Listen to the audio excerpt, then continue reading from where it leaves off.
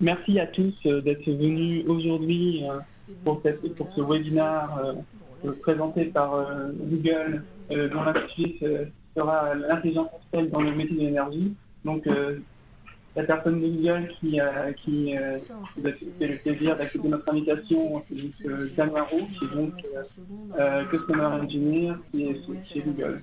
Tout Donc, à fait. il va nous faire une présentation d'une durée d'une demi-heure, 25-30 minutes sur l'intelligence artificielle dans le monde de l'énergie. Et donc, cette présentation sera suivie Parce que là, il est connecté sur le Wi-Fi avec l'autre. Pas couper un micro, donc cette réunion sera suivie d'une séance de questions-réponses. Donc, entre les personnes qui sont ici présentes et les nombreuses personnes qui sont aussi présentes en ligne. Donc juste pour les personnes qui sont en ligne, je coupe de base les micros de tout le monde. Donc, si vous avez des questions, faites-le par le chat et en fonction, soit j'activerai vos micros, on verra la qualité, sinon je lirai vos questions sur le chat. Voilà. Donc, je propose à Damien de commencer son exposé.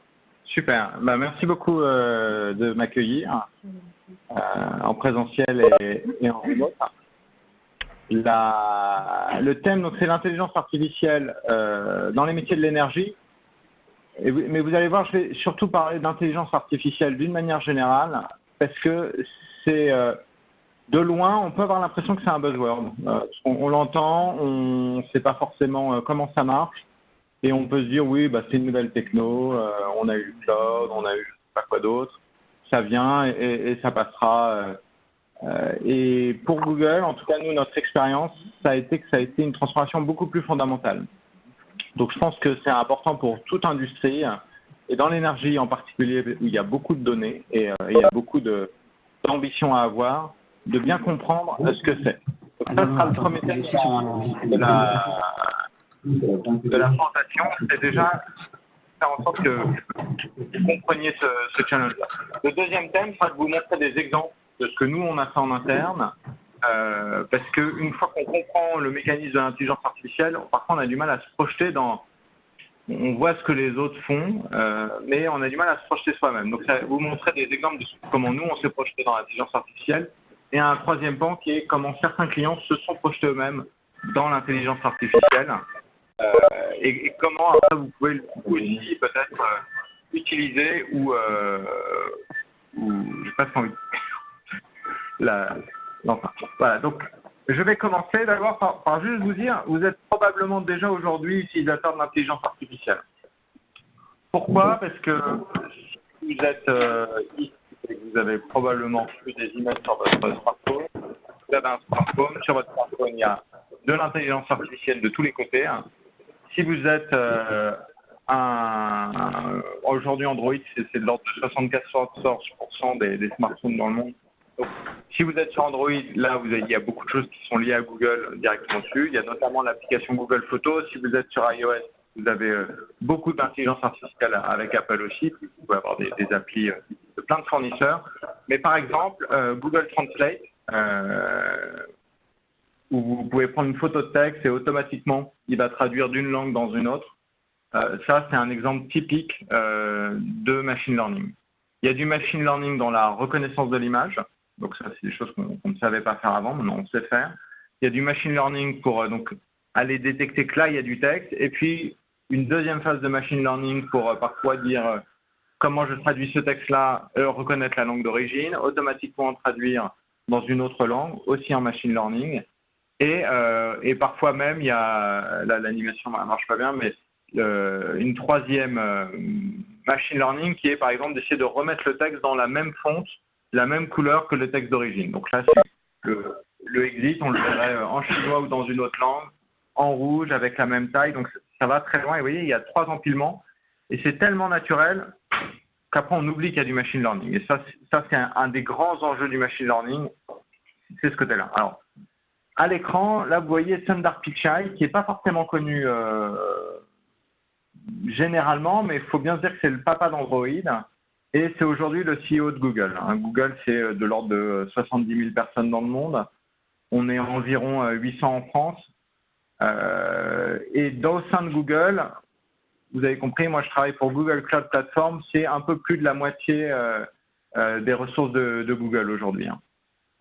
Google est surtout connu pour le browser Chrome, le moteur de recherche bien sûr, il y a toute cette activité média, mais il y a une énorme activité infrastructure, service manager, qui est le cloud Google.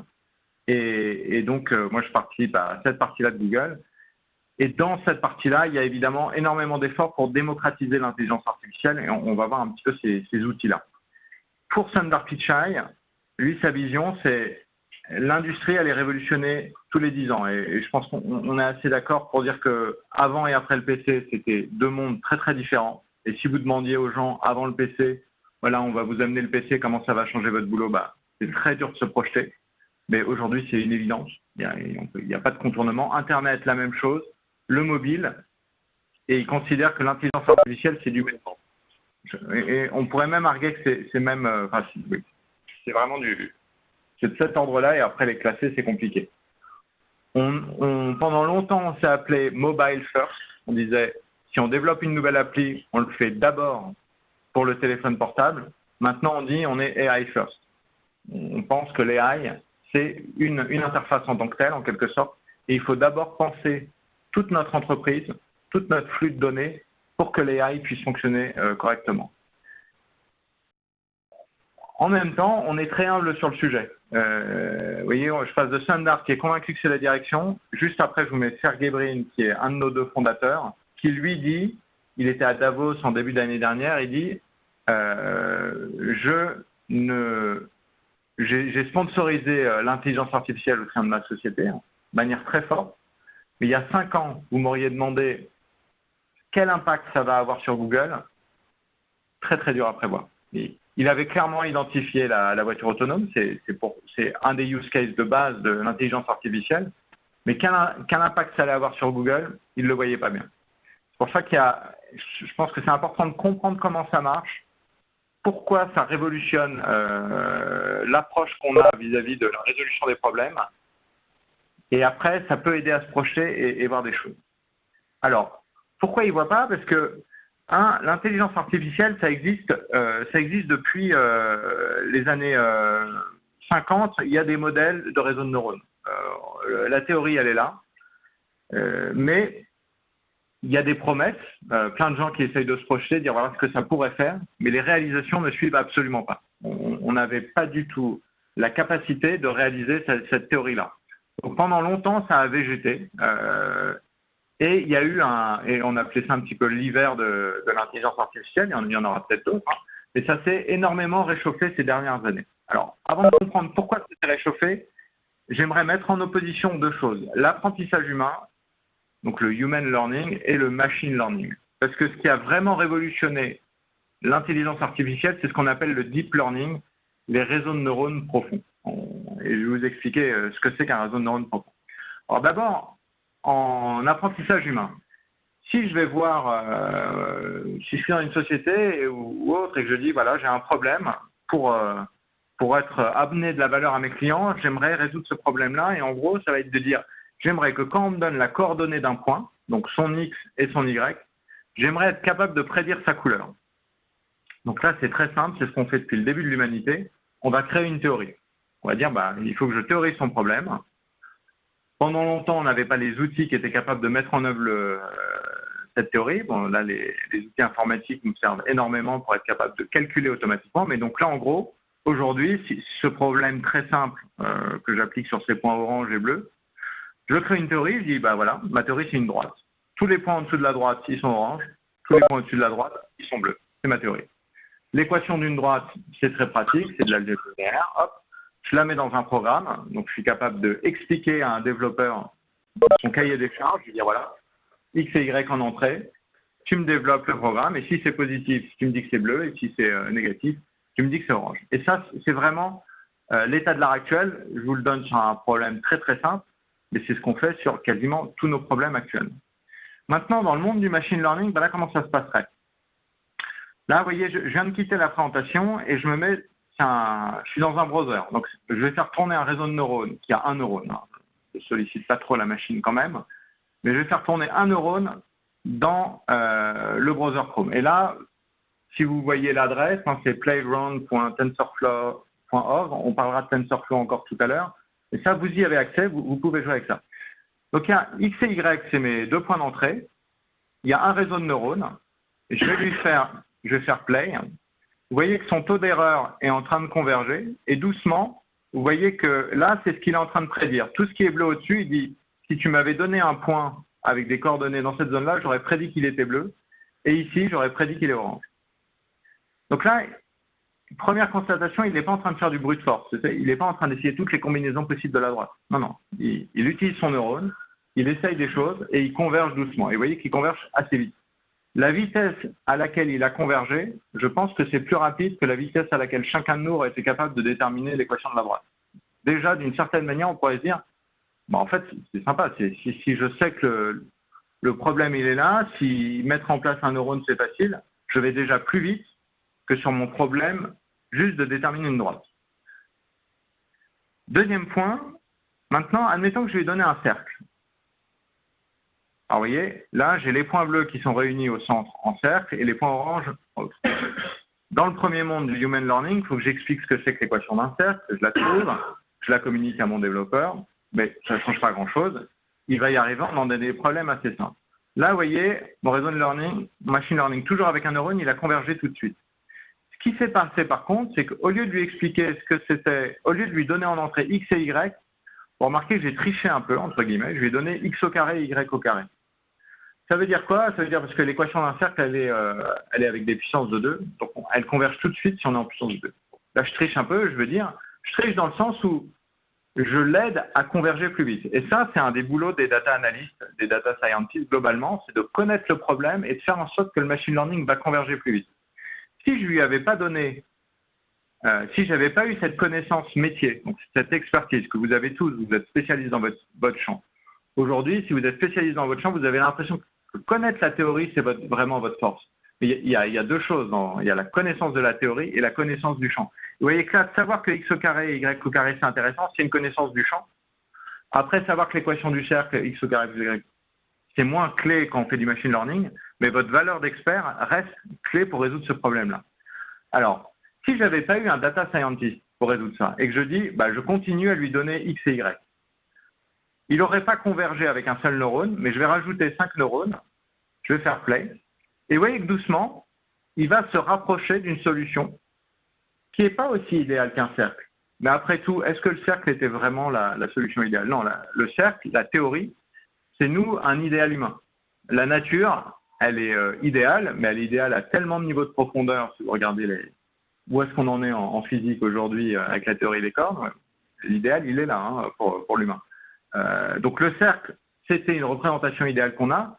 Le machine learning, lui, si vous regardez, avec ces 5 neurones, chaque neurone contribue à, en quelque sorte, séparer la zone et il reconstruit un état qui, pragmatiquement, est très bon. En quelques secondes, il a réinventé le cercle sans connaître les puissances de 2 et en gardant l'input de départ. Donc ça veut dire quoi? Ça veut dire que ce problème-là, et vous sentez bien que je fais des images, là, je travaille en géométrie simple, mais on peut l'appliquer à des problèmes beaucoup plus compliqués. Si j'ai pas le data analyst qui est capable de me dire si tu devrais pas prendre x et y, tu devrais prendre x au carré ou y au carré, tout ce que j'ai fait, c'est rajouter quelques neurones et le problème a été résolu quand même. J'ai gardé ma connaissance qui me permet, mon expertise qui me permet de dire c'est quoi quelques entrées qui seraient pertinentes et j'ai peut-être pas les meilleures. Je vais consommer un petit peu plus de puissance informatique, mais je converge et j'ai une solution très bonne à la fin de la même façon. Donc en termes de puissance, c'est très fort. Maintenant, si je vais un petit peu plus loin et que je dis voilà le phénomène que j'aimerais résoudre. Là, maintenant, je vous demande c'est quoi l'équation théorique qui représente ce phénomène de spirale qui grandit et entremêlée. Là, tout d'un coup, il y a beaucoup moins de monde et on va dire attends, j'ai besoin d'un petit peu plus de temps, donne-moi déjà une petite journée pour l'écrire. Après, même mon développeur, il va peut-être dire attends, j'ai besoin de librairies mathématiques un petit peu plus supérieures pour être capable de le résoudre. Il faudra peut-être parler avec l'infrastructure pour voir les dimensionnements, est-ce que c'est compatible avec la librairie? Et tout d'un coup, le projet devient très compliqué. En machine learning, je vais vous le faire tourner, vous allez voir là. Après, il met en gros, ah non, je ne l'ai pas mis, désolé, on va le sauter pour l'instant.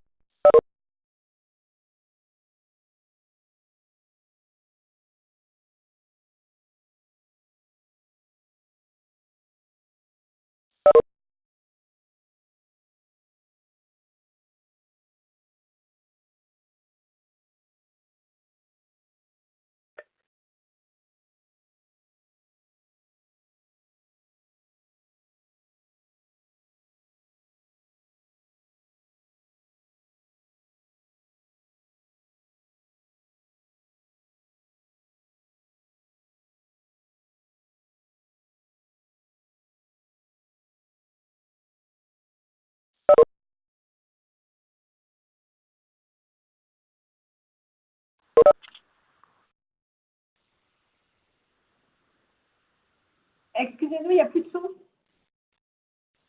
S'il vous plaît. Oui. Vous n'avez plus de son.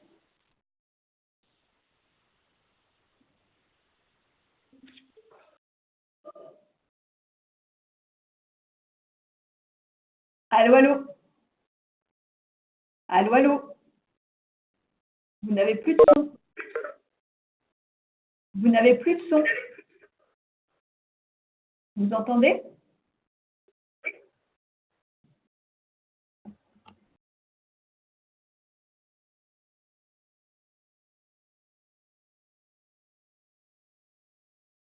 Allô, allô.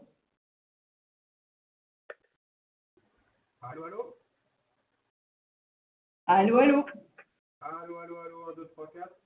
Oui, vous entendez? Vous n'avez plus de son. Non, on n'a plus le son, non. Enfin, j'ai plus le son. Enfin,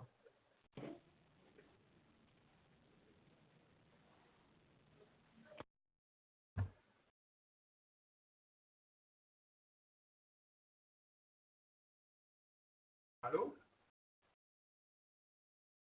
Allô, allô?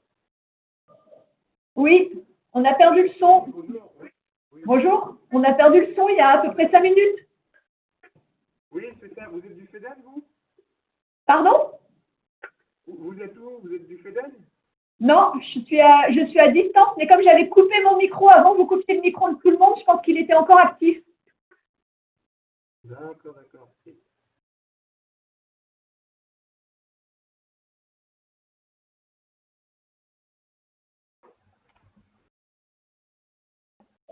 vous coupez le micro des gens, vérifiez le chat.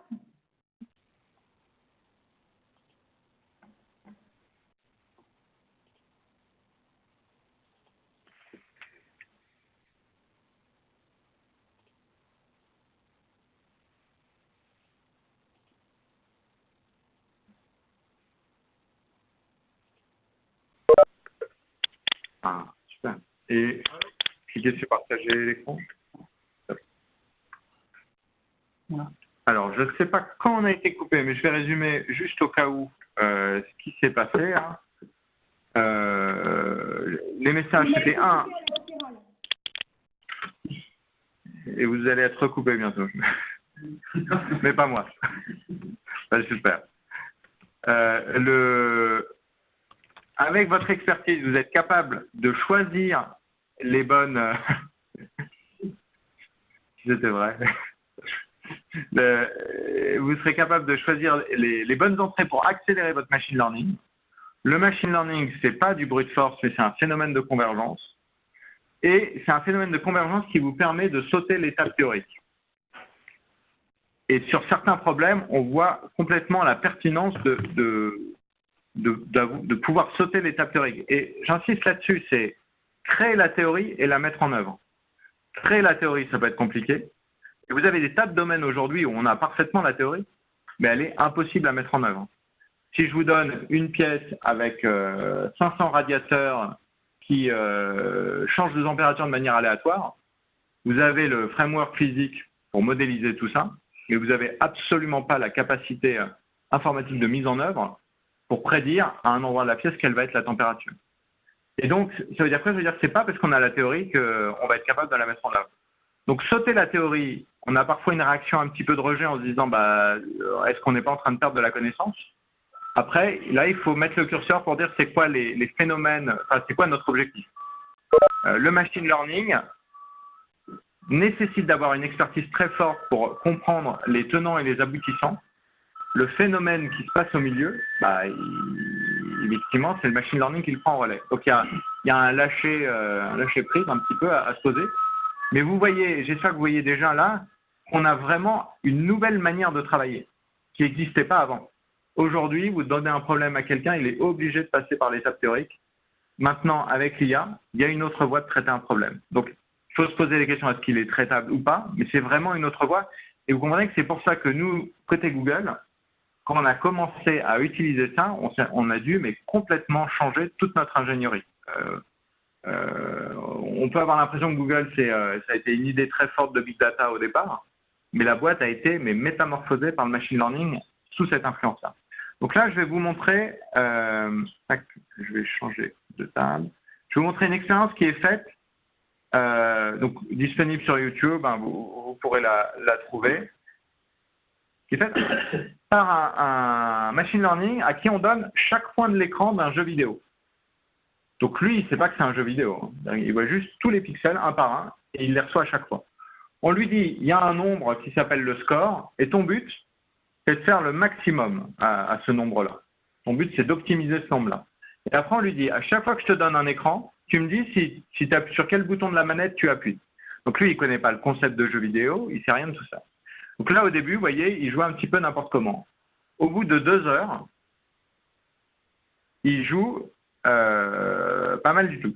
Hein. En gros, si je fais pause, ce qu'il a compris d'une certaine manière, il a compris en gros la théorie que nous, on aurait donné à un développeur. Si j'avais dû donner ce problème à une ingénierie, j'aurais dit, moi, ma théorie, c'est qu'il faut trouver le petit palais rouge, enfin le petit point rouge, et tu te mets toujours à la verticale du point rouge. Voilà, c'est ma théorie. Après, débrouille-toi pour implémenter ça. Les mecs qui codent derrière, c'est pas la fête non plus, hein, quand même. Il faut trouver le point rouge. Il y a plein d'endroits où il y a du rouge sur le truc. Il faut calculer où est-ce qu'il est, à quelle vitesse il a, et prédire les. Donc il y a déjà du boulot. Mais bon, ok. Après tout, je vois la manière dont. Là, le machine learning, il est tout seul et il continue à jouer et il continue à s'entraîner. Mais à la limite, vous voyez, en 2 heures de training, alors. Je triche un peu, hein. Les 2 heures de training, il a fallu construire ce réseau de neurones avant. Hein. C'est pas, je prends n'importe quel réseau de neurones, il y a différents réseaux de neurones, il y a une vraie science là derrière. Mais ce qui est fantastique, c'est qu'au bout de 4 heures, il trouve une manière de gagner plus rapide. Vous voyez, il va commencer à creuser un tunnel sur un des côtés, et il se rend compte que s'il bloque la balle derrière, il optimise le score beaucoup plus vite. Donc il a trouvé une solution pour, en quelque sorte, gagner de manière beaucoup plus puissante. Si vous alliez revoir votre ingénierie une semaine après et que vous lui dites, voilà, j'ai une nouvelle théorie, eux, c'est un nouveau projet de zéro. Ils doivent repartir à zéro et refaire. Il faut aussi que vous ayez cette idée-là, de nouveau. Et vous voyez que dans certains cas, le machine learning peut être capable de générer des autres manières de faire. Alors, pour moi, on pourrait rentrer dans est-ce que c'est de l'intelligence, est-ce que c'est de la créativité. Moi, j'approche pas le problème tellement sous ce biais-là. Je parle plutôt de biais. Je dis, il a moins de biais que nous. Il est très agnostique. Il essaye, hyper pragmatique, il essaye des tas de choses, et quand il voit un endroit où ça a l'air de fonctionner, il creuse et il appuie encore plus fort sur cet endroit-là et il converge ou pas. Là où nous, avec nos habitudes théoriques, il y a énormément de solutions qu'on va écarter. Si vous avez déjà discuté avec un expert d'un domaine, vous allez voir que vous arrivez la fleur au fusil en disant on pourrait faire plein de trucs, et vous, l'expert, il vous dit non, il faut faire comme ça. C'est même pas la peine de regarder ailleurs. Pourquoi? Parce qu'il a une grande expérience, mais il a des biais qui sont dus à cette expérience-là. Et c'est aussi pour ça que des fois, on rate des game changers, des manières d'évoluer. Là, sur les jeux, pour enfoncer encore le clou un petit peu plus loin, vous voyez que l'ensemble des jeux auxquels il a joué, c'est le même réseau de neurones qui a joué à un billard électronique, à un jeu de kung-fu et à tout ça. À chaque fois que la pointe de la ligne est bleue, ça veut dire que le réseau de neurones était meilleur qu'un programme qui a été spécifiquement développé pour jouer à ce jeu-là. La petite ligne au milieu, c'est en dessous, c'est l'humain qui est meilleur que ces programmes-là, et au-dessus, l'ordinateur est meilleur à jouer tout seul. Alors ça veut dire quoi? Ça veut dire que non seulement si je tourne sur le casse-brique, le réseau de neurones que j'ai utilisé pour jouer au casse-brique, je peux prendre le même, et en quelques heures, il sait jouer au jeu James Bond, au jeu Pong, au jeu machin, et en plus, il a plutôt des bonnes performances. Alors qu'encore une fois, si je retournais voir des ingénieurs pour leur dire maintenant le programme que tu m'as fait sur le casse-brique, est-ce que je peux le faire jouer à James Bond? Elle va dire bah non, ça n'a rien à voir. C'est deux jeux complètement différents, il me faut une nouvelle théorie, il me faut tout ça. Je repars de zéro. Là, l'effort que vous aurez mis pour construire le premier réseau de neurones, potentiellement, il est bon pour tout un ensemble de problèmes. Et vous voyez que la logique, elle est compliquée, parce que nous, humainement, spontanément, on aurait dit que c'est deux problèmes complètement différents. Mais pour le machine learning, c'est d'une certaine manière le même problème. C'est je regarde des points qui ont une certaine corrélation sur un écran, j'ai quelque chose à optimiser, je dois mettre un output sur une manette, bah pour moi, c'est le même problème. Et nous, humainement, ça n'a rien à voir. On se dit, jouer au Space Invaders ou à Kangourou, a priori, c'est pas la même chose. Donc là, il y a vraiment un levier d'accélération du machine learning qui peut être extrêmement puissant. Alors, qu'est-ce qui a fait qu'on n'a pas eu... pourquoi on a ça que maintenant, le machine learning? Pourquoi on en parle autant maintenant? Les modèles, comme je l'ai dit, on avait des modèles et on continue à en avoir. La recherche dessus, elle est pas du tout arrêtée. Elle est en effervescence permanente en ce moment. Mais en gros, les modèles, il n'y a pas eu une révolution dans les modèles qui a fait que le deep learning est arrivé. Ce qui s'est passé, c'est sur les données et sur le calcul. Les données, vous l'avez vu, hein, c'est un petit peu les points d'entrée que j'avais mis au début de mon réseau de neurones. Et les calculs, c'est le nombre de neurones que je peux avoir. De ce côté-là, il y a eu une révolution. Là, à gauche, vous avez les data centers de Google en 98 et à droite, récemment, on en a beaucoup plus. Le scale de Google en termes de nombre de data centers a été gigantesque. Et pour faire du machine learning, il faut beaucoup de puissance. Jusqu'à présent, il y avait peu d'infrastructures où on permettait à des gens qui font du machine learning de les utiliser. Vous ne pouviez pas être un universitaire et demander est-ce que je peux utiliser un data center pendant quelques heures pour faire quelque chose. On ne faisait pas ça. Chez Google, on le faisait parce qu'en gros, on disait quand personne regarde YouTube, bah, tous ces serveurs qui servaient à fournir du YouTube pour qu'on puisse regarder des programmes instantanément, et ben la nuit, là, vous pouvez l'utiliser pour faire du machine learning. Donc, on optimisait notre infrastructure pour pouvoir faire ça. Ça, c'est le côté infrastructure et puissance de calcul. Sur l'autre côté, données, par exemple, on a eu un moment pour aider au développement de Google Maps l'idée de faire Street View. Mais le premier but de Street View, c'était juste que quand vous êtes sur Google Maps, vous puissiez voir à quoi ressemble le monde réel à cet endroit-là. Et ça a été la première utilisation de tout le monde. Mais derrière, quand on a commencé à faire jouer du machine learning dessus, on a récupéré les noms de rues, les numéros de rues, les magasins, les sens de direction des rues. Et là, tout d'un coup, on a complètement renversé la mission de Google Maps. Maps, avant, c'était quelque chose où on a dû rentrer des cartes dedans. Et comme ça, on les digitalisait, on les rendait disponibles au monde. Et là, ça s'est complètement inversé. Aujourd'hui, Google Maps, c'est un créateur de cartes. Il y a des endroits où personne n'a de carte. En ce moment, on fait énormément de travaux en Afrique, au Nigeria par exemple. Il n'y a aucune carte de la ville. Et grâce à Street View, on est en train de créer des cartes de la ville. On est capable de dire les numéros d'adresse. Parfois, ils sont écrits à la main, mais le Street View les capture. On identifie que c'est le numéro d'adresse. On le met sur la carte. Et donc, des tas d'endroits où il y avait zéro carte, on l'a. Si vous êtes fan de Google Maps, vous allez voir que c'est vraiment extraordinaire. Et là, vous avez cet aspect Street View, cet aspect crowdsourcing, et ça permet de générer. Donc là, c'est une des grandes missions aussi, une des grandes opportunités du machine learning qui est, vous avez sûrement des données que vous avez récoltées pour une mission particulière, mais sur lesquelles vous allez pouvoir construire avec le machine learning pour en faire autre chose. Et si je reviens maintenant au statement de Sergey Brin du début, je ne voyais pas où il y allait avoir du machine learning dans la société. Vous voyez, il comprenait très bien la théorie. Bah, aujourd'hui, par exemple, ça c'est un exemple et vraiment un tout petit subset de tous les produits Google où il y a du machine learning. Google Photos, le Gmail. Quand aujourd'hui vous répondez à un email et vous recevez un email où il y a marqué est-ce que tu veux venir déjeuner, qu'en dessous vous avez trois boîtes où il suffit de cliquer pour répondre oui avec plaisir, non je suis pris et peut-être je te rappelle. Ça vous fait économiser 15 secondes, hein, c'est pas extraordinaire, mais ça c'est du machine learning.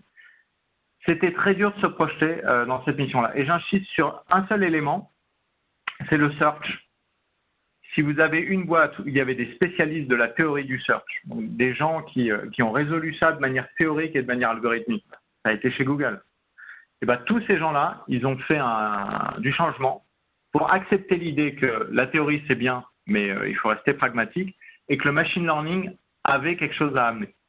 Et aujourd'hui, les meilleures évolutions, les meilleures améliorations du machine learning, du Google Search en interne, c'est à travers le machine learning. Donc, il y a eu un énorme change management à faire, hein, de manière de penser un problème, d'aborder une complexité, quelque chose d'un peu émotionnel pour lâcher aussi l'attachement qu'on peut avoir dans certains moments à une théorie.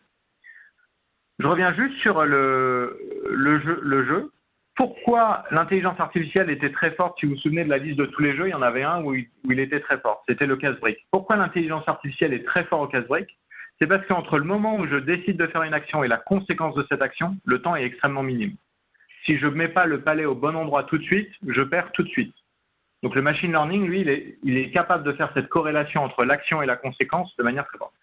Si le temps est très long entre l'action et la conséquence, là, il va avoir beaucoup de mal à faire la corrélation. Et il a besoin d'énormément de données et d'énormément de puissance. Donc ça c'est le jeu de Go. C'est le jeu où on a, pendant vraiment très très longtemps, dit on est tranquille, l'humain sera... Alors, on dit l'humain, mais enfin, en fait, c'est quelques humains. Moi, en Go, je me fais bouffer par la machine assez vite. Mais on a dit pendant très longtemps, la machine n'y arrivera pas parce que le jeu est tellement global, une action à tel endroit a une influence des tas et des tas de coups bien après à un autre endroit du Goban, qu'il n'y a pas de souci. On a fait un programme qui est capable de jouer au Go, et ça a été très fort, parce qu'il a gagné, ça c'était première mission, mais beaucoup plus fort. Vous voyez, ça c'est le coup à une troisième partie, je crois, il joue, AlphaGo est en noir et il joue ce palais-là sur la droite de l'écran, sur la 4e ligne verticale. Et tous les experts du Go vous diront qu'à l'époque, c'était considéré comme une erreur. Et le Go, c'est un jeu millénaire. Donc vous avez des gens qui ont fait de la théorie du Go, des couches d'humains qui ont lu les précédents, et pour tout le monde, ça c'est une erreur à ce moment-là de la partie. Donc les commentateurs à ce moment-là rigolent doucement en disant tiens c'est marrant, AlphaGo, machine learning, il s'est trompé.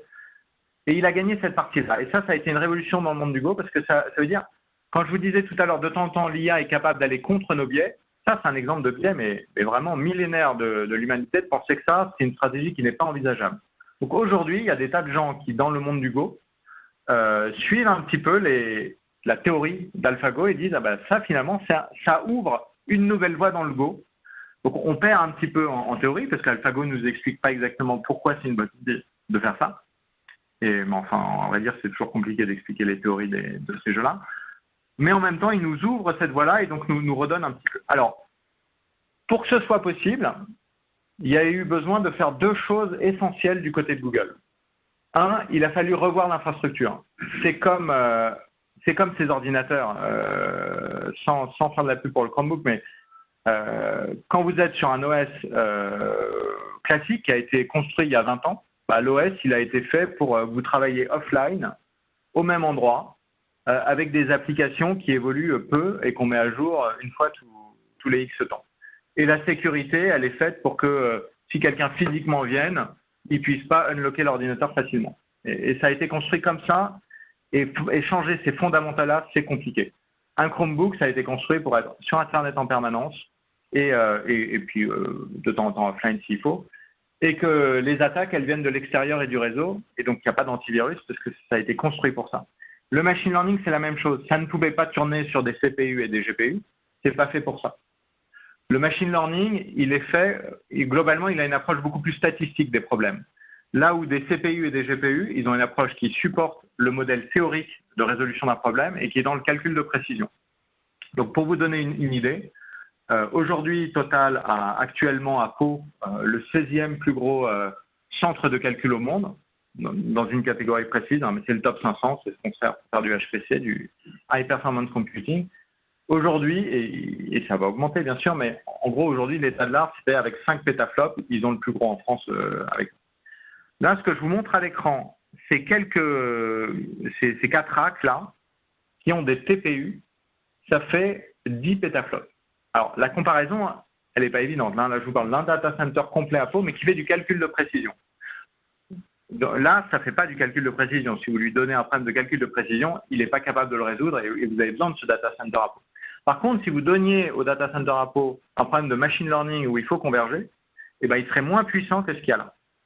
Donc, vous voyez que pour être capable de traiter ce nouveau pan de l'histoire de résolution des problèmes de manière informatique, il a fallu développer un nouvel hardware pour être capable d'engranger. Parce que nous, notre calcul, ça a été de dire, si chaque personne qui a un Android commence à l'utiliser une fois de temps en temps pour dire, pour faire du voice to text, pour qu'il puisse parler et pas avoir à taper son SMS, mais juste dire chérie, je vais être en retard ce soir, est-ce que tu peux faire les cours à ma place, tac, bah ça, vous le faites à travers du voice to text, vous n'avez pas besoin de taper. Et comme ça, moi, je reçois le message et je fais les courses, tac, je suis disponible. Mais si chacun de nous le fait sur son Android, eh ben, il fallait des capacités de machine learning, de puissance, de compute côté data center qui étaient inimaginables. Donc, il y avait un vrai besoin de développer du hardware. Donc ça, c'est le premier pan. Le deuxième pan, c'est le langage associé. C'est bien d'avoir le hardware qui est capable de, mais il faut aussi les abstractions qui soient capables de faire du machine learning. Et là, on a plusieurs modèles. Il y a tout à droite le modèle API, je dépasse un peu, le modèle API qui est capable de faire du machine learning sans le savoir. En gros, vous lui envoyez une image et par exemple, il vous dit tout ce qu'il y a dans l'image. Il vous dit il y a un chat de telle race, il y a quelqu'un qui sourit, qui est habillé comme ça. Je reconnais une photo de la Tour Eiffel, mais pas de la Tour Eiffel à Paris, mais celle qui est à Las Vegas, et ainsi de suite. Il est capable de traduire, de faire du spécifique. Donc ça, c'est très facile à intégrer dans vos référentiels actuels de développement et vous faites du machine learning sans le savoir. Et à l'autre bout du spectre, il y a TensorFlow. Donc ça, c'est un langage c'est un framework de développement qu'a inventé Google, qu'on a mis en open source. Donc ça c'est, ça a été de longues discussions en interne pour savoir si c'était très malin de donner toute notre avance sur le machine learning à la terre entière et pas le garder comme un avantage compétitif. Et donc, en gros, il est disponible sans droit sur GitHub pour downloader. Et si vous demandez aujourd'hui à un data scientist, vous lui dites « Tiens, j'aimerais me lancer dans le machine learning, qu'est-ce que tu me conseilles comme langage pour faire ?» Il y a 7 chances sur 10 qui vous disent TensorFlow. Pourquoi ? Parce que TensorFlow a un niveau d'abstraction qui, en plus du machine learning classique, prend en compte les réseaux de neurones profonds, vous permet, s'il y a besoin de traîner votre modèle, d'aller sur Google ou de le faire en local comme vous voulez. Donc, vous donne une liberté totale, mais en plus, vous permet de bénéficier de l'infrastructure Google quand vous en avez envie et de faire du machine learning managé. Parce que ce qui compte dans le machine learning, qui coûte très cher, c'est la phase d'entraînement du modèle. Vous voyez, vous avez votre réseau de neurones, vous le traînez sur un modèle. Une fois qu'il est développé, potentiellement, vous le faites tourner offline sur un téléphone, sur un objet d'IoT, ça n'a plus d'importance. Mais la partie training peut être extrêmement consommatrice. Et c'est ça qui a bloqué le machine learning pendant longtemps. Alors, je vous donne maintenant 2-3 exemples de ce que font des clients. Par exemple, Airbus, ils vendent des photos de satellites. Ils avaient plusieurs problèmes à ce sujet, mais un de leurs problèmes, c'était notamment la présence de nuages. Dès qu'il y a des nuages sur une photo satellite, ils ne peuvent pas la vendre. Le client est un petit peu floué. Lui, ce qu'il veut voir, c'est ce qu'il y a sous les nuages. À moins que ce soit des spécialistes des nuages, mais pas le principe. Donc, il fallait une reconnaissance automatique de nuages pour dire celle-là, je ne peux pas la vendre. Et ça, ils le faisaient en batch. Oups, pardon. Et maintenant, ils ont un système qu'ils ont développé en 3 mois. Donc là, je vous parle d'agilité. Et vous voyez la puissance du cloud. Si vous appuyez sur les épaules de Google pour aller plus vite. Et en 3 mois, ils ont amélioré leur taux de détection de nuages de 11 à 3%.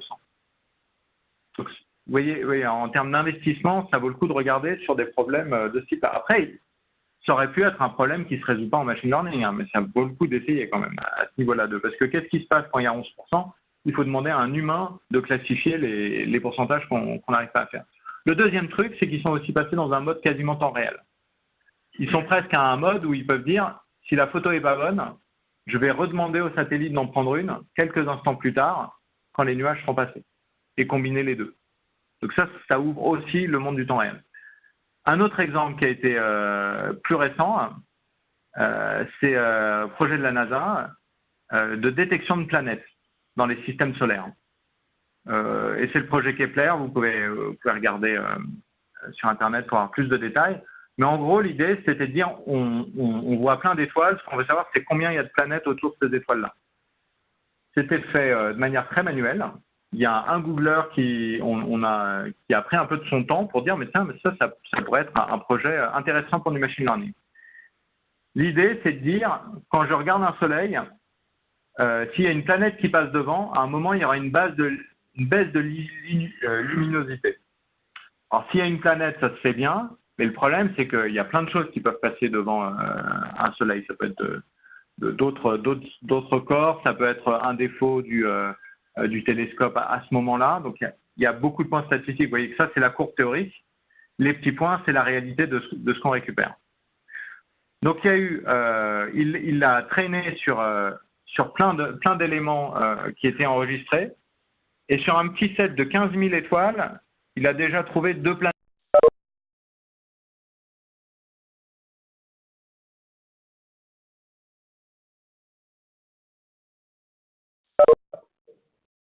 Le son est à nouveau coupé.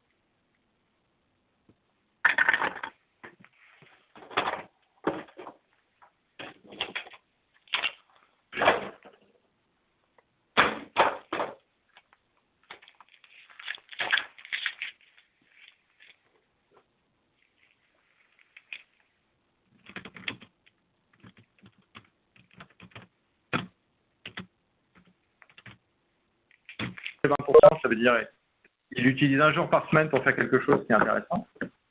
Et il travaille avec ses experts de la NASA et il trouve des planètes en plus et un système solaire donc qui est, je me remets en plein écran, c'est un petit peu plus visible. Et il trouve un nouveau système solaire, donc le Kepler 90, j'aurais pu mettre son nom à lui pour le coup, mais qui a 8 planètes. Donc c'est assez rigolo, c'est un très bon point.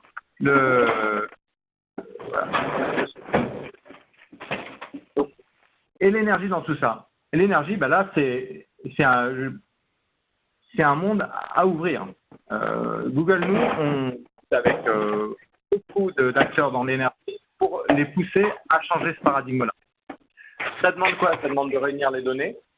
Ça ne demande plus d'avoir les infrastructures parce que le cloud permet de prendre ce levier d'infrastructure. Ça diminue la barrière d'entrée grâce au CPU et à TensorFlow. Mais par contre, les gens qui ont la donnée, c'est vous. Donc, pour alors, je vais quand même vous donner d'abord, je vais vous donner un point important. C'est le fait de dire, c'est dur de voir où ça s'applique. Et ce que vous pouvez faire, c'est essayer de regarder pendant une journée à quel moment vous recevez de la donnée et vous la labellisez. Et à chaque fois que vous trouvez une étape de ce type-là, vous êtes potentiellement sur un cas intéressant pour du machine learning. Et essayez si là maintenant vous essayez de vous projeter, vous n'allez peut-être pas en trouver. Je vais vous donner un exemple qu'on a tous a priori dans notre vie quotidienne, voilà, celui-là. Hop. À chaque fois qu'on jette quelque chose dans la poubelle, on labellise ce qu'on est en train de jeter. Enfin, sauf si vous ne faites pas de recyclage. C'est pas bien, mais faites-en. Et là, vous voyez, à chaque fois que j'ai de la donnée, c'est la photo, l'image de l'objet que je jette. Et mon label, c'est est-ce que je l'ai mis au compost ou est-ce que je l'ai mis au recyclage. C'est idiot, mais ça, c'est typiquement un use case de machine learning. Bientôt, on pourra très bien imaginer d'avoir des poubelles suffisamment intelligentes où ils se débrouillent, on fait juste poser et ils règlent le sujet. Donc, les opportunités, vous voyez, elles sont potentiellement cachées à des tas d'endroits de votre vie professionnelle. Un des points qui est très proche de l'énergie pour nous, donc ça, c'est un problème que nous, on a réglé en interne. Notre plus grosse, j'en ai parlé la dernière fois, mais c'est notre plus grosse consommation d'énergie, c'est notre data center. On est carbone neutral depuis l'année dernière. Donc, on fait énormément d'efforts dans l'énergie renouvelable pour que ça marche. On a des approches révolutionnaires sur la climatisation en data center. Et un des moyens, un des leviers que l'on a pour travailler notre clim et notre optimisation énergétique dans nos data centers, c'est le machine learning. Quand je vous disais tout à l'heure, vous mettez 100 radiateurs dans une pièce et essayez de le résoudre avec une théorie classique, vous n'y arriverez pas, c'est pas possible. Là, c'est pas 100 radiateurs qu'il y a, c'est chaque puce dans un serveur, c'est un petit radiateur. Vous avez ça puissance, il y a des milliers, des dizaines de milliers de machines, pour pas dire centaines de milliers dans un data center. Des gens qui ouvrent les portes, tout l'influence du vent, du soleil qui est à l'extérieur. Le problème, il est insoluble. Donc c'est là, avant, c'était une sorte d'art de régler les systèmes de climatisation à un data center. Maintenant, on a une approche avec du machine learning où on arrive à réduire de 40% le coût d'énergie sur le refroidissement dans les data centers. C'est extrêmement puissant. C'est un modèle, quand on est fournisseur d'énergie, qui peut être intéressant. Si on arrive en tant que fournisseur d'énergie et qu'on dit, bah, tiens, je vais rajouter quelques IoT chez vous et je vais essayer de modéliser votre factory, votre lieu d'usage d'énergie, ça va vous faire économiser de l'énergie. Vous allez moins payer, faire baisser de votre facture. Et moi, je vais récupérer un petit peu sur cette baisse d'énergie aussi pour que ce soit win-win. Ça peut être des modèles qui sont intéressants. Vous voyez, là, vous faites un levier IoT. Alors, je reconnais que le data center, c'est sûrement s'il y a un lieu d'énergie qui est le plus facile à optimiser, c'est peut-être celui-là. Il y a très peu de pièces mouvantes, il y a peu d'entrées et sorties, mais il n'empêche, c'était insoluble avant. Donc ça c'est une opportunité très claire sur le monde de l'énergie. Et encore une fois, c'est un exemple. Il y a des gens qui utilisent plutôt tout ce qui est autour du chatbot dans la relation client. Le chatbot, il y a un millefeuille de machine learning derrière.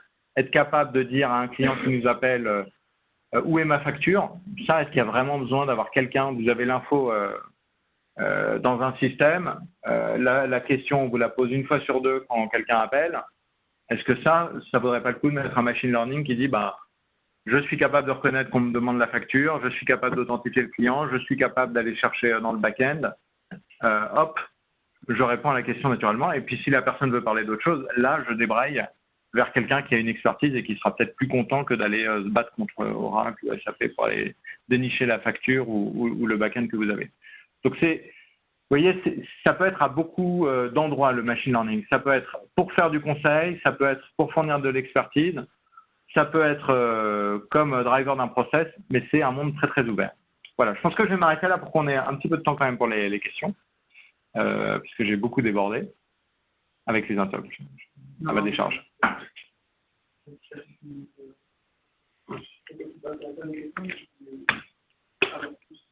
Des personnes volontaires en face pour commenter la technologie.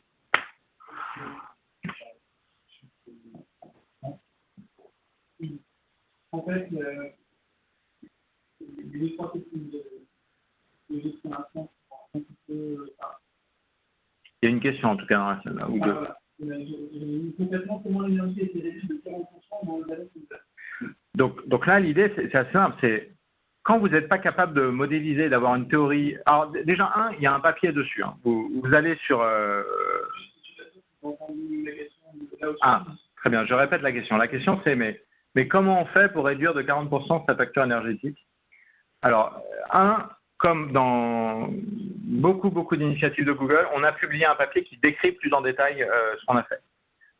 Mais de manière courte, sobre, on a instrumenté un de nos data centers avec énormément d'IoT. Enfin, le data center sur lequel vous travaillez, vous mettez énormément d'IoT pour être capable de récupérer la température à chaque point. On a étudié l'influence de chaque chaque réglage dans le système.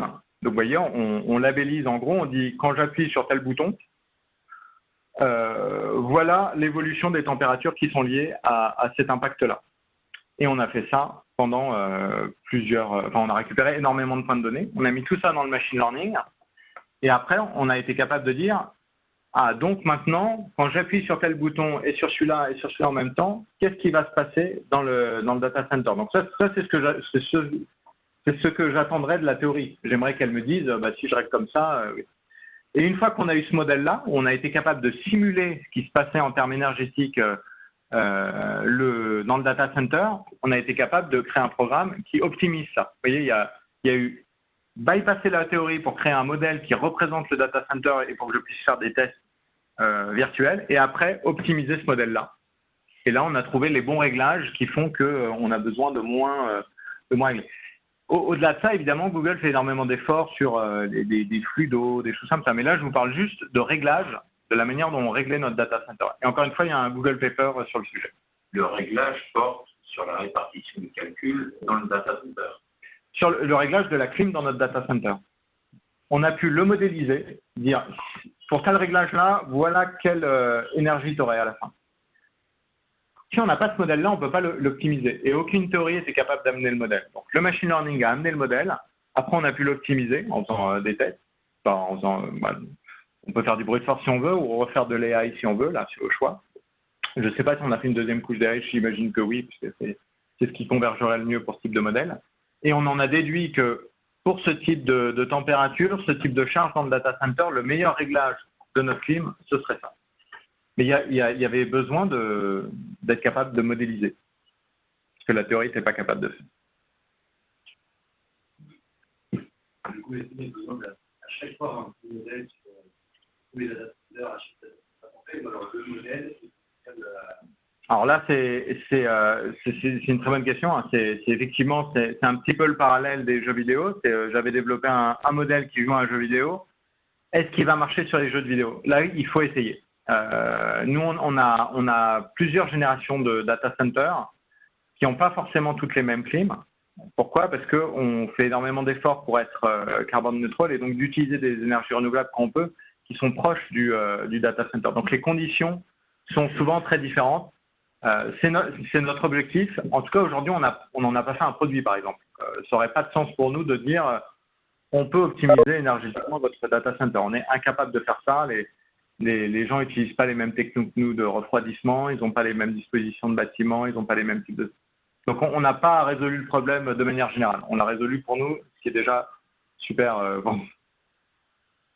En complément de votre question, effectivement, d'aller d'un data center à l'autre, le problème, professionnel, le problème peut se poser, et qu'on a eu sur certains systèmes d'intelligence artificielle, et s'il y a quelque chose qui change dans le système, est-ce que on va être obligé de refaire un apprentissage qui parfois, comme vous l'avez dit, peut être long et coûteux? Est-ce qu'on va être obligé de carrément changer la programmation, le code, carrément, qui parfois et alors probablement oui ou non, ce qui m'intéresse comme deuxième versant à cette question, et je pense que vous avez donné des éléments de réponse, est-ce que quand même vous avez une théorie, parce que voilà, on aime bien les théories, qui permettent de dire, dans tel cas, par exemple, dans un jeu vidéo où la réponse vient tout de suite après le calcul, donc j'ai bien aimé cette approche-là, ça mène à comprendre des choses, et bien là, ça a bien marché, au contraire, non, dans ce cas-là, ça n'a pas marché, je le sais un peu à l'avance, ou alors vous n'aurez pas discuté à tel moment,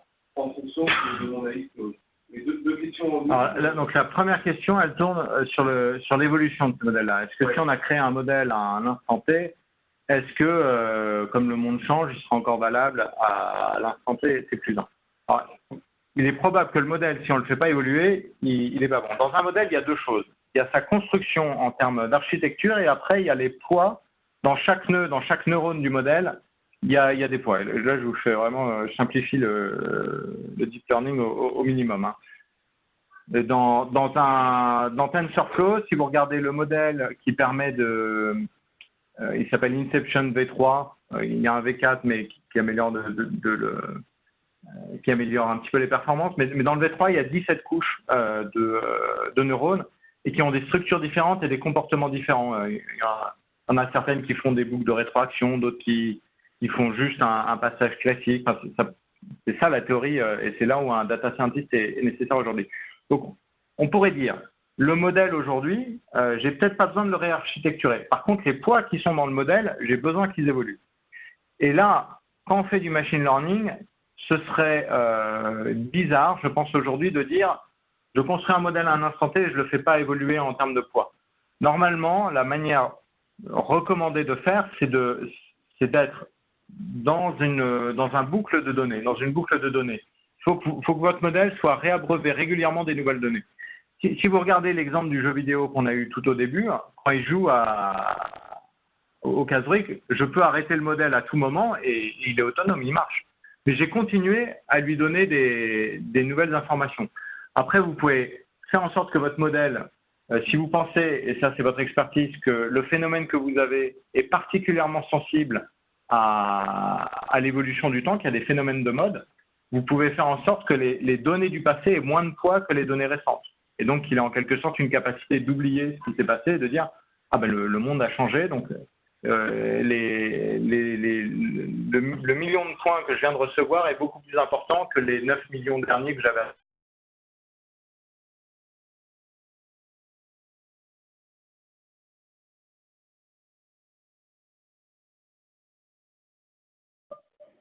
Votre micro est à nouveau coupé.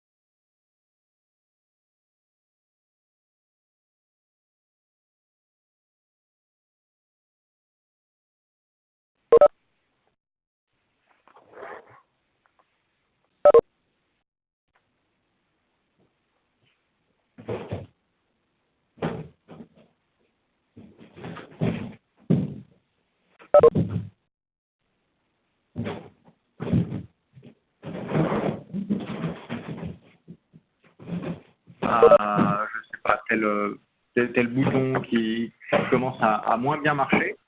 Aujourd'hui, je suis obligé de former les gens à aller voir sur chacun d'eux, sur chacune de faire ma partie préventive sur chacun d'eux pour voir ce qui se passe. Demain, vous pourriez dire, tiens, à chaque fois que quelqu'un passe, déjà, tu prends une photo. Et après, utilisez ces photos-là pour traîner votre machine learning et dire, tiens, ça, c'est la photo. Alors, vous devrez quand même faire peut-être un échantillon de 5000 ou de 5000 photos, mais dire, ça, c'est la photo d'un bouton qui va bientôt casser. Ça, c'est la photo d'un bouton qui marche très bien. Et au lieu de retraîner de zéro un modèle de machine learning de vision, vous pouvez utiliser un modèle existant. Et de ce modèle existant-là, être capable de retraîner juste la dernière couche du machine learning. Et donc, tout d'un coup, vous n'êtes plus obligé d'avoir 1 million de photos, mais juste avec 5000 photos, vous pouvez faire quelque chose. Donc, c'est surtout cette agilité-là que je mettrai en avant, plus que dire ça, c'est un bon cas ou c'est un mauvais cas. Mais la règle de base, c'est si ça se fait en quelques secondes. Mais vous voyez qu'avec le Go, on commence à aller vers des choses qui sont de plus en plus longues. Le Go, c'est intéressant. Au début, on lui donnait des milliers de parties, des milliers et des milliers de parties comme pour son apprentissage. Dans la dernière version du modèle, il apprend juste avec les règles. Donc, on commence à s'approcher d'un endroit où on pourrait imaginer qu'on décrit une situation théorique, on lui donnerait notre théorie d'un phénomène, et lui, il commence à jouer avec, il dit, moi, ma meilleure théorie dans un monde dans un monde qui est modélisé comme ça, ce serait d'agir de cette façon-là, au lieu d'avoir à enregistrer des tas et des tas de domaines. On ne l'a pas encore fait pour ce modèle-là énergétique, mais on se rapproche d'un monde où ça devient possible. Et ça fait un phénomène assez intéressant. Moi, je joue plus aux échecs qu'au Go, mais on lui a donné aussi les règles des échecs. En quelques heures, il devient le meilleur joueur d'échecs. Ça, on l'avait déjà parmi les machines, mais même de toutes les machines, c'est celui qui joue le mieux. Et ce qui est intéressant, c'est que juste en lui donnant les règles, puisque les autres machines, elles ont appris de manière un petit peu algorithmique des jeux existants. Lui, il est comme un martien qui débarquerait sur Terre et qui dit, tiens, c'est marrant, vous jouez aux échecs aussi, hein, moi aussi. Mais c'est marrant, vous jouez très différent de moi. Vous avez un biais sur avancer le pion du roi de 2 cases au début. Moi, cette entrée-là, de mon expérience, c'est pas du tout la meilleure. Il faut jouer très différent. Et vous regardez les entrées d'échecs qui recommandent, mais ça ouvre les yeux, on se dit, c'est fou, on a un biais, mais incroyable sur notre monde. On a bien compris là qu'on est sur le domaine du ciment, avec le domaine de l'énergie, en prenant les data centers, qui sont des gros consommateurs de ciment. Mais comment demain vous voyez l'évolution dans diffus, on va dire, ou pour problèmes d'efficacité énergétique et de consommation énergétique, comment le deep learning peut pénétrer tous les bâtiments diffus aujourd'hui qui sont les plus gros consommateurs d'énergie. Ouais, donc là, il y a des. Donc là, la question, c'est là, le cas du data center, c'est un cas très centralisé, bien fermé, donc sûrement plus facile à utiliser, à optimiser que l'ensemble des bâtiments. Comment on pourrait traiter ça? Donc, c'est sûr que les bâtiments connectés, ça va aider dans ce sens-là. Ça va déjà faire une ressource de données. Je pense qu'il y a un gros effort d'échange de données à créer dans l'industrie. Les gros acteurs, ils ont plein de données, ils ont sûrement plein de données et ils sont capables de faire ces recherches-là. Les acteurs plus petits, se lancer de manière autonome dans le sujet me paraît peut-être parfois difficile. Il y a sûrement un gain à partager ces données avec d'autres acteurs, à faire une fédération de données. Et après, individuellement, chacun dire, moi, mon expertise elle est dans ce domaine et je vais créer mes algorithmes dessus. Mais il y aura besoin sûrement de partager ces données-là parce que c'est des nouveaux domaines. Nous, en tant que Google, on a des API, on fournit des modèles de machine learning sur des problèmes qui sont très, très généraux. Par exemple, toutes les images, la reconnaissance d'images qu'on fait, elle est faite sur les images que l'on a nous et qui sont les images qu'on voit sur Internet. Donc c'est super. Je vous donne une photo de chat, je reconnais un chat. La grande anecdote, ça a été de dire, on a donné 10 000, je crois 1 million d'heures ou 10 millions d'heures, bon, c'est un facteur 10, de YouTube à un machine learning sans aucun label. On lui a rien dit. On lui a juste dit, tiens, voilà, 10 millions d'heures, c'est ce que regardent les humains sur YouTube. Dans la première couche du réseau de neurones, chaque neurone va avoir une sorte de filtre de ce qu'il voit. Et ben dans la première couche du réseau de neurones, après 10 millions d'heures de YouTube, il y avait une tête de chat. Ça veut dire quoi? Ça veut dire que tout seul, le machine learning sans rien, juste en regardant YouTube, a inventé le concept de chat et a dit ça, c'est apparemment un concept que les humains, ils utilisent. Alors il y avait un humain aussi, je vous rassure, et ça c'est ce que raconte Sergey Brin. Il dit, voilà, les mecs sont venus me voir en me disant c'est bon, le machine learning est capable de reconnaître un chat. Et il a dit, mais à quoi ça sert? Je vois pas à quoi ça sert. Enfin, je continue de payer parce que je sais qu'il y a la voiture autonome et ça me motive. Mais il disait, encore là, quand les mecs étaient capables, ils me disaient, on était capable de reconnaître, d'inventer le concept de chat, je voyais pas l'impact que ça allait avoir sur Google. Donc c'est vraiment très difficile. Et là, je pense que vous êtes du bon côté parce que vous êtes du côté de l'expertise dans le monde de l'énergie.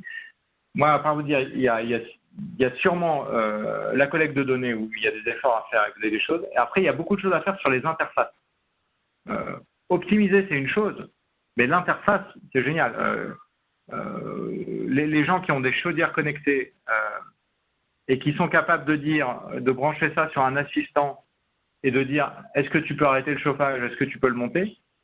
C'est idiot, mais ça contribue énormément à la facture énergétique. Parce que on est tous un peu fainéants et quand on a mis le chauffage, des fois on laisse couler toute la journée alors qu'en fait on aurait pu dire il fait un peu chaud et hop, ça s'arrête. J'ai une question d'affirmation. Dans toute la présentation, on sent une opposition entre le modèle physique et le machine learning. Si je fais l'analogie avec les jeux vidéo, dans les jeux vidéo, j'ai un algorithme et en face, j'ai du machine learning qui répond à un algorithme. Dans nos métiers, nous avons des systèmes physiques lents, avec, somme toute, face à YouTube, extrêmement peu de données. Donc, dans quelle mesure le modèle physique ne peut-il pas être enrichi plutôt que mis en opposition par le machine learning? Ouais, c'est vrai, l'opposition, elle était juste pour bien faire sentir qu'il y avait un nouveau monde qui s'ouvrait. Mais les deux mondes, aujourd'hui, un développeur chez Google, il fait pas que du machine learning, ça n'a aucun sens.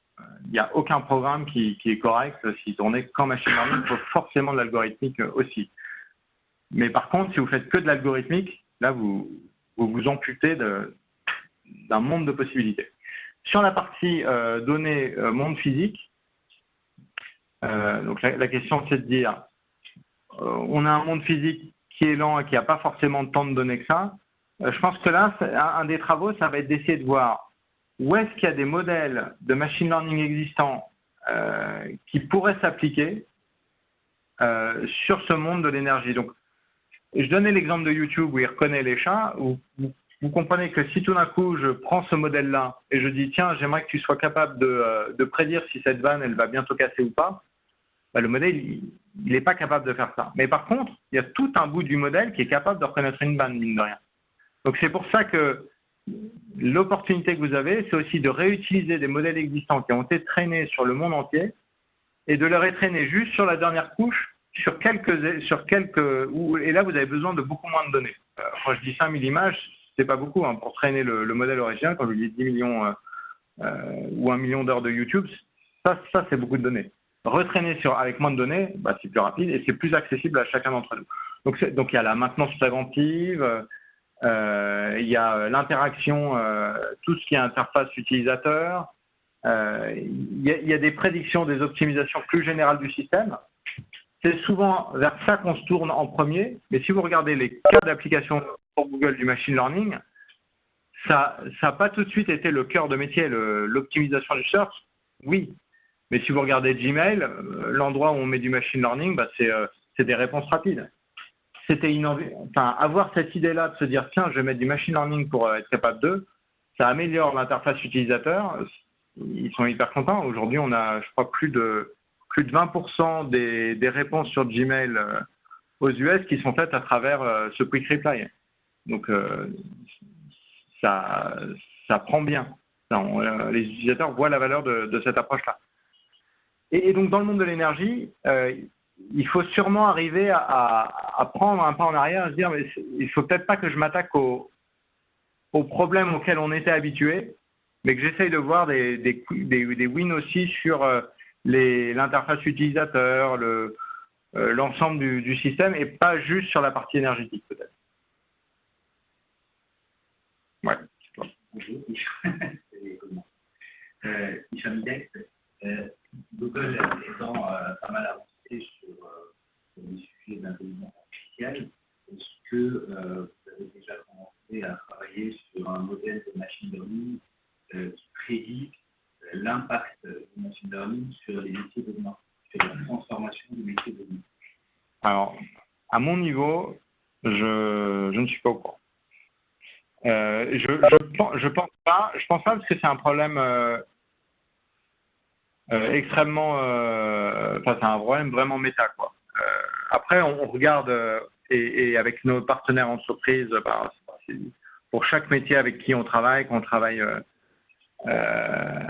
avec des sociétés dans l'énergie, on essaye de faire des workshops autour de ces questions-là et de dire comment ça va vous impacter.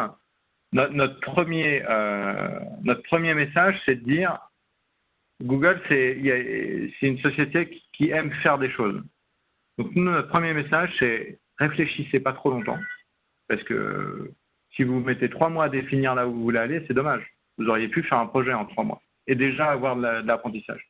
On est hyper humble, on pense que c'est bien de réfléchir, c'est très important, mais on découvre tellement de choses quand on fait des choses dans les nouveaux domaines qu'il vaut mieux faire. Et donc, nous, c'est notre philosophie interne, et donc on a tout fait pour s'outiller en interne pour que quand on a une idée, on puisse tester le plus vite possible et savoir le plus vite possible si c'était une bonne ou une mauvaise idée, plutôt que d'en parler pendant 6 mois. Et ça fait quoi? Ça fait qu'il y a une valeur très forte chez Google qui est le fail fast. C'est ironique, mais d'une certaine manière, on dit à un type, tu seras récompensé si tu fais foirer ton projet le plus vite possible. Et si ton projet foire pas, ça veut dire qu'il est bien. Mais si tu fais un projet pendant 2 ans et qu'au bout de 2 ans, tu viens me dire, en fait, ça va pas être possible pour des raisons techniques parce que je sais pas quoi, on va dire, mais pourquoi t'as pas trouvé ça il y a 1 an, il y a 2 ans? Où est-ce qu'on s'est planté pour qu'on trouve le problème si tard?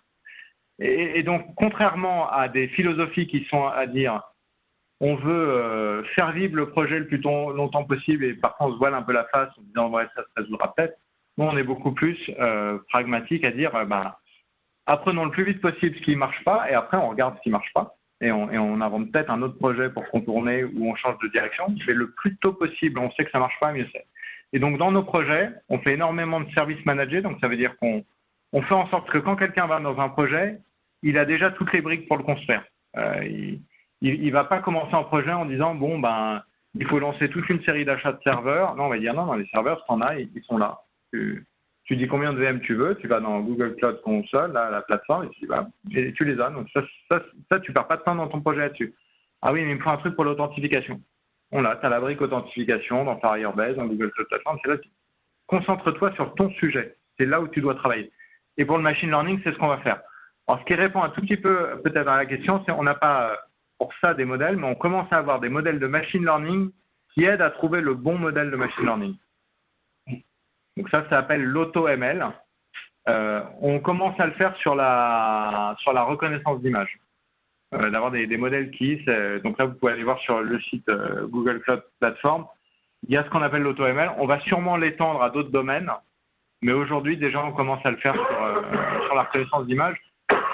Donc, typiquement, si aujourd'hui vous êtes sur un sujet où il y a des points d'entrée visuels, si vous n'êtes pas capable de labelliser vos images, on a des systèmes, des personnes, on a des moyens de vous aider à labelliser les images si ça peut faire du sens. Et donc, on est capable de vous expliquer comment il faut labelliser l'image. Et quand on a des gens qui vont regarder l'image et dire bah, ça c'est label du but. Et ça peut vous faire récupérer du label si vous ne l'avez pas. Après, si votre label c'est dire ben ça c'est quelque chose qui dans un mois va casser, ça il n'y a que vous qui l'avez, c'est vous qui devez amener votre label.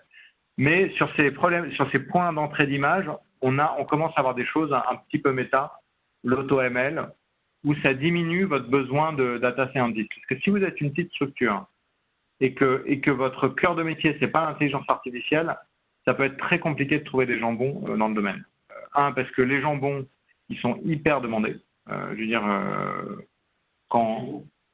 ils peuvent être chez nous, on en a beaucoup. Et pourquoi ils viennent chez nous? Parce que c'est un terrain de jeu super. Il y a de la donnée, il y a du compute, il y a une volonté de faire des choses open, quoi. Ils vont pouvoir publier ce qu'ils font. Le terrain de jeu est génial, quoi. Donc on est, je pense aujourd'hui, sans aucun doute, un des leaders dans l'intelligence artificielle grâce à ça. Mais en retour, ce qu'on fait, c'est qu'on démocratise beaucoup ce qu'on fait. Si on n'avait pas eu cette logique-là, TensorFlow, on vous dirait, il y a une licence pour l'utiliser. Non, il est là. C'est une communauté qu'on anime. Les gens qui font évoluer TensorFlow, c'est pas que Google, c'est des tas de gens en dehors de Google. Donc le cloud, on le met à disposition. Alors c'est une entreprise économique quand même. Quand vous utilisez un TPU, on va vous facturer pour. Mais on met à disposition le TPU à l'ensemble des personnes. Donc un des buts, c'est de dire il n'y aura pas assez de data scientists pour tout le monde. Donc qu'est-ce qu'on fait nous pour rendre ça plus accessible? Les API, c'est la première façon. L'AutoML, c'est une façon plus intermédiaire. Et puis si vous êtes motivé et que vous avez la capacité de R&D de faire, TensorFlow, c'est la troisième façon et c'est la plus spécifique. Plus vous aurez un problème spécifique, plus il faudra aller vers TensorFlow. Voilà, donc ça, c'est pas facile de mettre le curseur.